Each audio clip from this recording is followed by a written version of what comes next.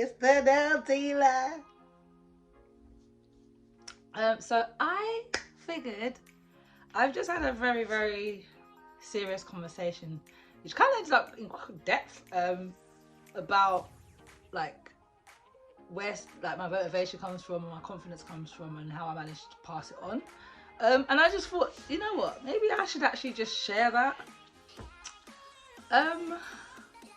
Funny enough, as much as I seem like confident and loud and animated, which I am, that comes from dance. I would say mainly. I have had my moments where I've been introverted, fluctuated a little bit, and I've had my moments where I've been like, just go on, shut up. To be honest, I just go how I feel, and that's that. But however, I will say, growing up as a teenager in South London, yeah, as a slim, dark-skinned queen. Y'all, some of y'all didn't know. Some of y'all didn't know. Now Instagram is here telling y'all that everybody's beautiful. Now you don't want to be like, but at that time, growing up, it was kind of hard for a girl in the streets. I have been told some stupid things growing up in school, like, child, and if you see these people now, the way they're doing big Afro beat, but they were telling me my skin looks like her. Like what? Anyway, and the funniest thing is, it never ever mattered to me what anybody ever told me that like my skin complexion is like. I always said it was my favorite thing about me. Like, I'm sorry, like, not even in a funny way, but I always look like I'm glowing even when I'm sick. That's not a me problem. So I always, that one always kind of just, and my mum is darker than me, and my mum to me has always been the longest thing walking, so like, can't tell me that in terms of things like that. Another thing though, growing up slim, I remember, oh my gosh, there used to be this hating-ass in school, to each his own, eh? But for some reason, she would just like, make it, I don't know why I always find chicks like this actually, well, we're gonna stop that. But chicks that are just like so in a yard, yeah. Like, how is she so happy? Why people like her, not me? It's weird. But one of the weirdos couldn't figure out, like I think she said that she asked the boys what they like and what they don't like about all of the girls. I was like, you got time. I'm sorry, but you will never catch, you've never caught me asking for validation from anybody. Anybody. I don't care. I don't care. I know who I am, yeah? She was like, oh, the boys, they said that everything else about you, Spider's just a bit skinny. And at the time, I hadn't even hit puberty. I'm like, okay. But like, for someone to take the time to research into me, weird. But yeah, I actually have found that most of the time, just like with anything like racism, people aren't born racist, yeah? Insecurities are taught. Insecurities a lot of the time are taught. I always say, some of you probably heard me say this, if you bought a dress, yeah, and this dress, like, you was like, yo, this dress, yeah, this dress is so nice. I'm gonna wait till that day to wear the dress, and then all of y'all Instagram gonna get this dress, yeah? That dress, yeah? You put on that dress, and it's a summer's day, and you're all oiled up, and you're walking down Oxford Street looking for your bearded king, yeah? And everyone's looking at you like, when you're walking down the street, like everyone, you're telling me you're gonna wear that dress again? Can't tell me you would wear that dress again. And if you did, if you forced the dress, if you force it, you're not going to be walking the same. Your shoulders are not going to be, it's not going to be the same walk. It's going to be a walk of unknowing and uncertainty, yeah? So with time, as we age, we all learn how to like take things with a pinch of salt, realise where the source of these things are coming from. Is it an idiot? Is it a waste gal? Is it a waste man?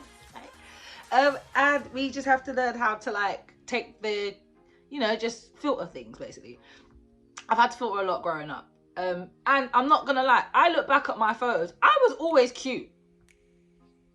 Apart from that time when I had braces, when I did that bad relaxer. That was a bad chapter. But other than that, I was kind of cute still. Like, I was never biased.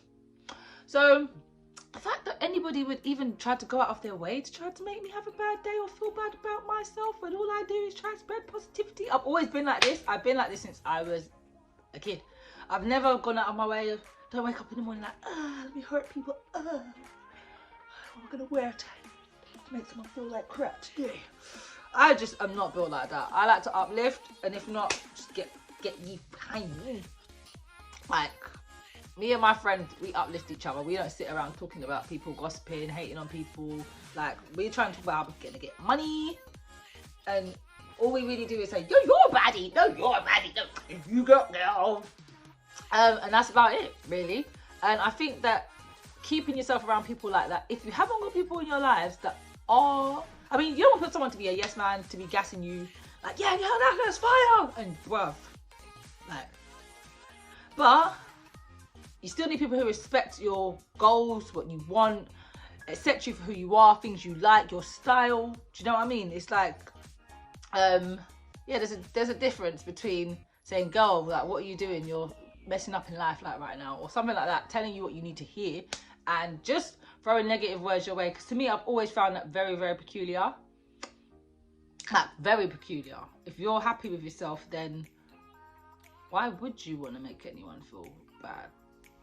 I just don't get it. Even when I'm not happy, I just don't get it. Anyway, so that's the basis of that. Also, modeling has helped a lot.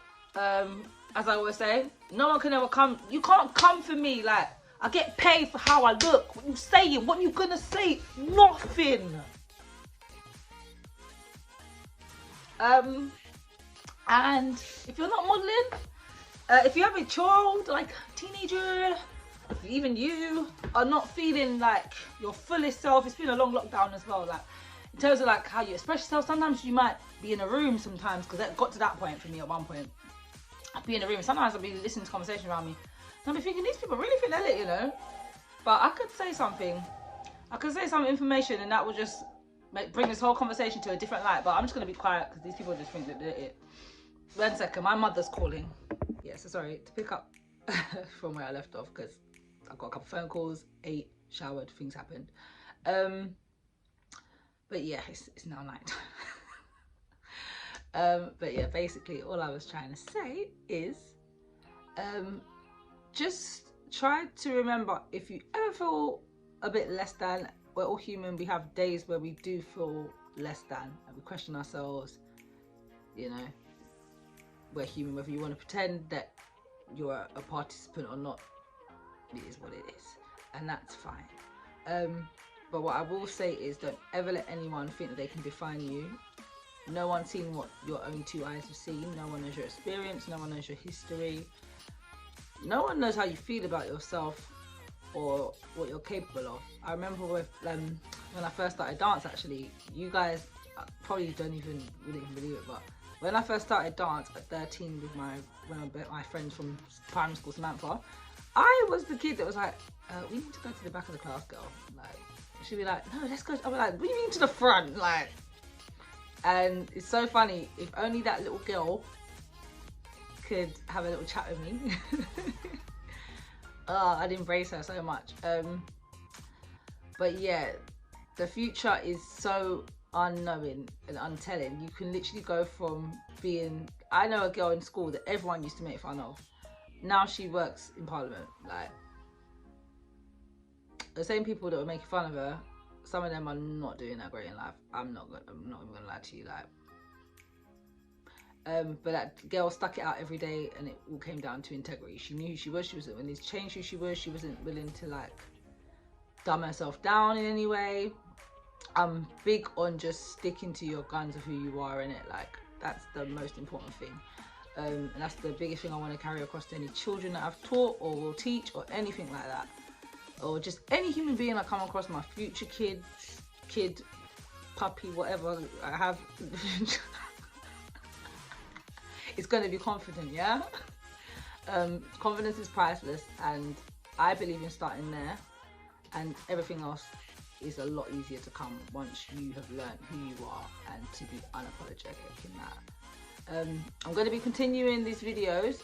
This is just a random one due to this random conversation that I had today, but we are going to be going more into depth into things in terms of confidence, in and out of beauty, as I've said before. I've just needed to get settled, and in terms of how we look at ourselves. And this isn't just for black women, this isn't just for dark skinned women, this isn't just for slim women, people who fall into my category. This is for every type of woman. I always say, oh my god, you look nice. It's not because I want to say it, like, it's because I see it and I'm thinking, rah, like, when God made each of us who look exactly like, completely different to each other, I feel like he was like, oh my god, look at this little one, oh look at that one. Like, it's like you get handbags, you don't buy handbags that all look the same. You want them to look different. Like you appreciate the differences in them. So what I will say, as the moral of this video, I guess, is to just appreciate every single designer bag. Appreciate the ones that are small. Appreciate the tote bag. Appreciate the luggage bag. Appreciate not just the Louis, but also the Primark bags. Some of them are kind of cute. A bit of shit.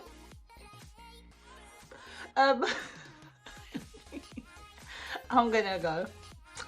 But yeah, that's all for my T&D talk for tonight. I hope you guys have a good sleep, have a good week, and I'll see you next time.